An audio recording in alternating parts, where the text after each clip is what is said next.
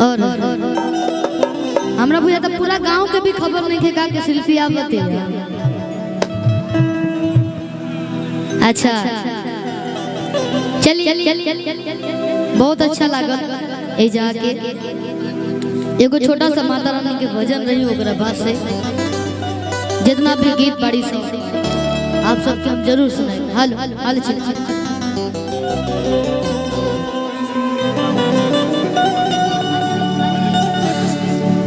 अंजलि शुक्ला जी और सुनील सर के माध्यम से क्षमा चाहता नहीं कि बारी बारी से खबर लगाता है।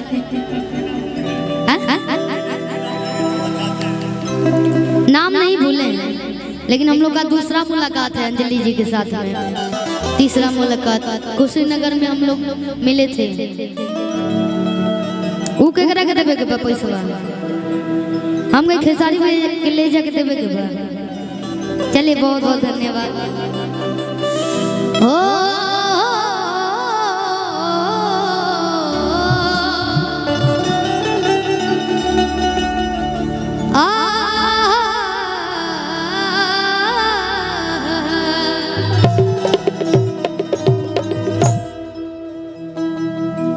आप सबके भरपूर साउंड मिला था सामने, सब लोग को सुनाई देना। हाँ बोलिए।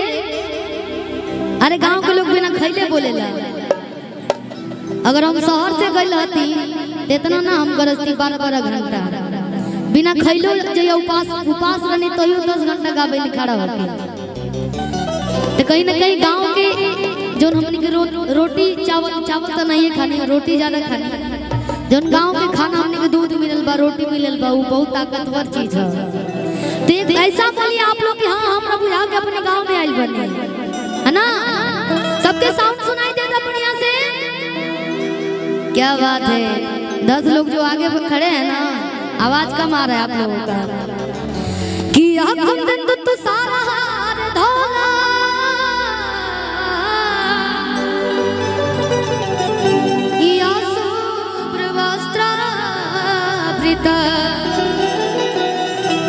किया बेड़ा वरदंड मंडित करा या से तू पद्मा सुना।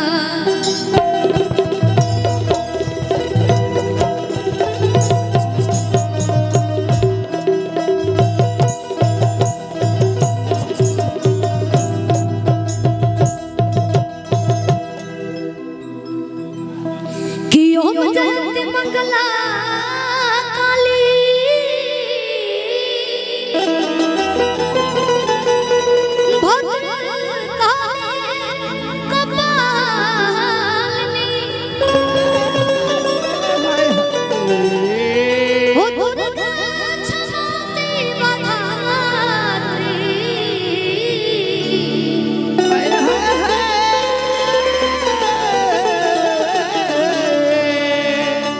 स्वहस्वधान मास्तुते।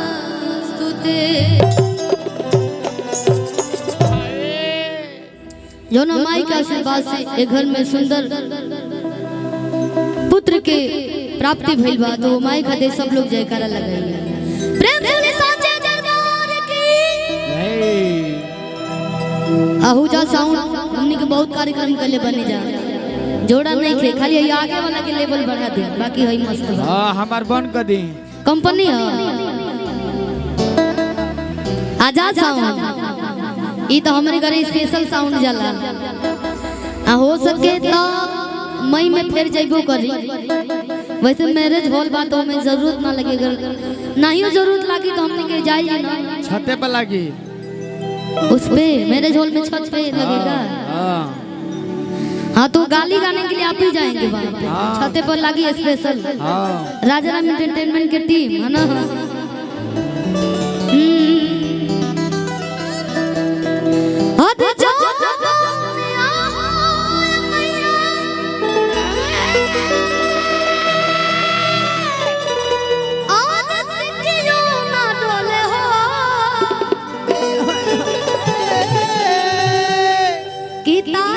बनवाना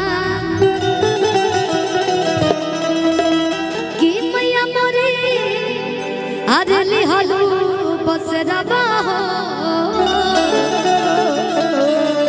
कि ताहिर बनवा। जितना भी लोग मोबाइल चलावे तनी थपड़ी बजा दे सबे तो गावत नहीं तो शर्माएंगे नहीं के कि जो मुने हो मैया और से क्यों न डोले हो ताहिर बनवा कि मैया मोरे हो कि ताहिर बनवा।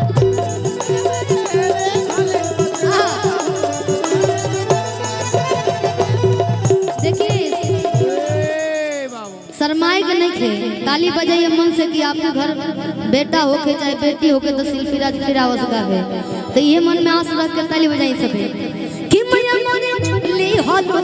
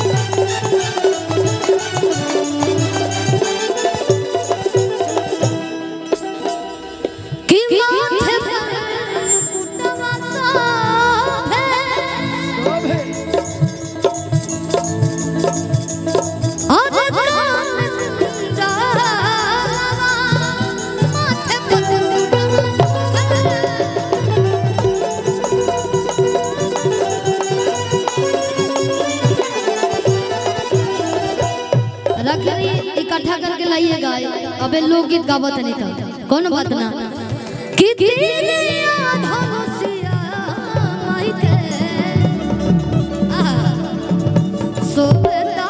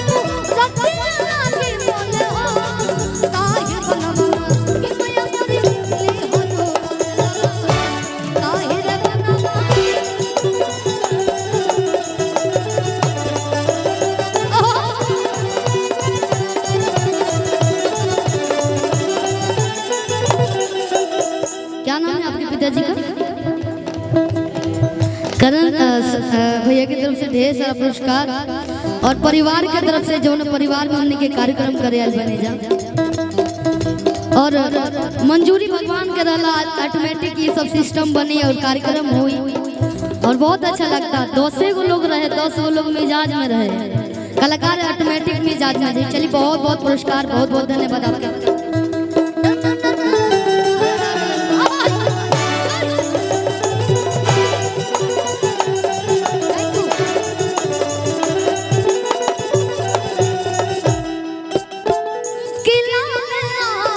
लगा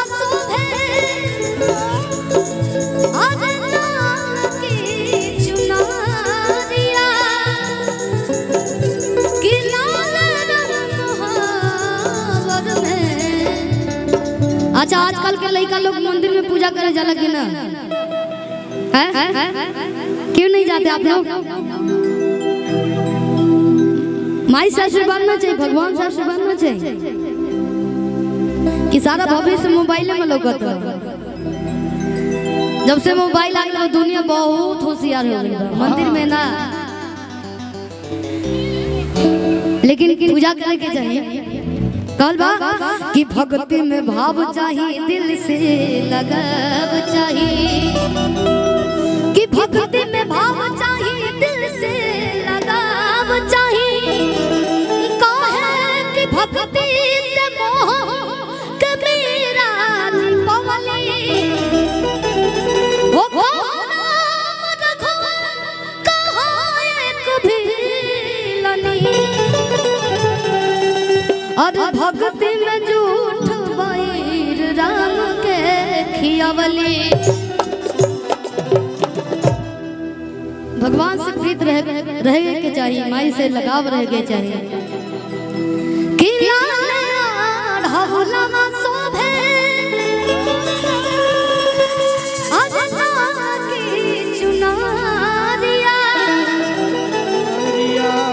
माई के आशीर्वाद है, वो सबके आशीर्वाद है कि शिल्पी राज कहीं ना कहीं ने हमार जर्नी चालू भइल बाटे। हमने पूरा विजयपुर हम पोस्टर चपकावे आवतरन अपने गाना के। ओ बेरा 2017 18 16 17 के बात करत है। हमने पूरा चौराहा पे हम पोस्टर चपकावे हैं, पेन ड्राइव लेके गाना भरवावे खातिर। हां कि लाल महावर में हर लगेली चुनमुनिया कि झूमना और सेवा करो कि आवे जब टोली रे कि ताहिर बनवाना। सब लोग अब तभी ईमानदारी से हाथ उठा लेगा। लास्ट बार है, लास्ट लाइन में भजन के कल बजे कल शरम होकर फुरल करम है ना। करम अगर अब करम के बढ़िया बनावे के बाद तो लास्ट लाइन बस आप लोग ईमानदारी से हाथ उठा लीजिए। आप लोग हमको चाहते हैं, मानते हैं, शिल्पी राज को मानते हैं, सपोर्ट करते हैं। हाय हाय बाय करे, बाय नहीं करे कहा तने हाथ उठाओ कर। ई रील से बनावे के चक्कर में आजकल के लड़का रहता है, कंटेंट खाली तैयार। जैसे अभी ब्रजेश भैया पूरा लगे हुए हैं। शुरू से हमने के मुसहरी बाजार ब्रजेश भैया जो अभी हमारा बुझाता है यूट्यूब के नंबर 1 पे यहाँ के चलेला। और ये यूट्यूब है जितना कैमरा लागल बड़ी से दे दी शिल्पी के कि हम ही रख ली। नागेंद्र उजाला भैया के तरफ से हमारे नागेंद्र उजाला सर जोन के पहला हमरा के ओकरा का कहल जाला स्टेज और भी कुछ कहल जाला इंग्लिश ब्रेक। हां ब्रेक, पहला ब्रेक नागेंद्र उजाला सर की वजह से हमरा मिलल बा। कार्यक्रम जोन मंच पे आजकल तो बहुत इजी हो गइल बा, लोग के चढ़ावल मंच पे हमने के खुदे चढ़ा देने जा। लेकिन वो मेरा बड़ा सोचे के पड़े जे कलाकार हिट बा आज भी हुए सिस्टम बा कि जे हिट बा ओकरे गाना बाजी ओकरे लोग सुन। बहुत अब तो और ही टफ हो गइल बा, शायद उससे बहुत ज्यादा। हमारे ब्रजेश भैया हैं, इनका मोबाइल का दुकान था लेकिन मोबाइल आज ले ना मिलल। याद बटे बोले थे मोबाइल दूंगा, बंद हो गया क्या वो दुकान। और दुकान से सबके जर्नी कहीं ना कहीं आगे की तरफ चला जाला। आज यूट्यूब में भी बहुत अच्छा इनका लोगो है या लोग सर्च करते हैं स्टेज के माध्यम से इनका चैनल। और सामने भैया लोग बैठे, हम काल देखो घना काल हमारा के टैग करब सब है अगला कार्यक्रम में सबके नाम बोलो। तो इसे कहते हैं सब लोग जब जे ईटा पर बैठल बाटे उ लोग और आनंद लेते हैं कि झूमना अरे सेवा कम करो अरे आवे जब टोली रे कि ताहिर बनवाना। कि मैया मोरी अरे ली हलू बसरवा